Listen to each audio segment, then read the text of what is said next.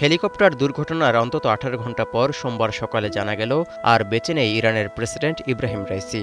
এমনকি তার সঙ্গে থাকা দেশটির পররাষ্ট্রমন্ত্রী হোসেন আমির আবদুল্লাহিয়ান এবং পূর্ব আজারবাইজান প্রদেশের গভর্নর মালেক রহমাতি সহ 9 জন আরোহীর সবাই প্রাণ হারিয়েছেন। ইসলামী বিপ্লবী রক্ষী বাহিনী আইআরজিসি বলছে, রাতভর তল্লাশি অভিযান শেষে হেলিকপ্টারের ধ্বংসাবশেষ পাওয়া গেছে। আর আরোহীদের সবার মরদেহ সম্পূর্ণ পুড়ে যাওয়ায় কাউকেই শনাক্ত করা যাচ্ছে না। ঘটনাস্থল থেকে মরদেহগুলো সরিয়ে তাবরিজ শহরে নিয়ে যাওয়ার প্রক্রিয়া চলছে। তাদের প্রাণহানিতে রাষ্ট্রীয়ভাবে শোকও ঘোষণা করা হয়েছে।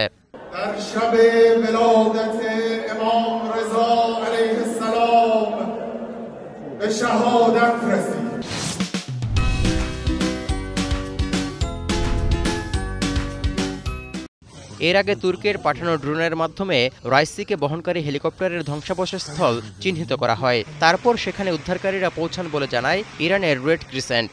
দুর্ঘটনাস্থলটি ইরানের পূর্ব আজারবাইজান প্রদেশের তাভিল নামক একটি গ্রামের 3 কিলোমিটার উত্তরে। মূলত দুর্যোগপূর্ণ আবহাওয়ার কারণে হেলিকপ্টারটি নিচে আছড়ে পড়ে এবং আগুন ধরে যায় বলে ধারণা করা হচ্ছে।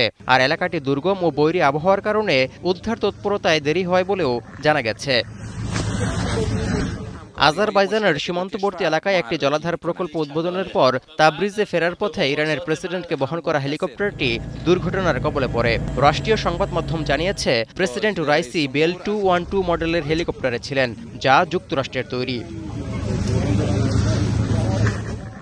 ইব্রাহিম রাইসি মারা যাওয়ায় এখন দেশটির ভাইস প্রেসিডেন্ট মোহাম্মদ মুকবার অন্তর্বর্তীকালীন প্রেসিডেন্টের ক্ষমতা গ্রহণ করবেন। পরে 50 দিনের মধ্যে নতুন প্রেসিডেন্ট নির্বাচন অনুষ্ঠিত হবে।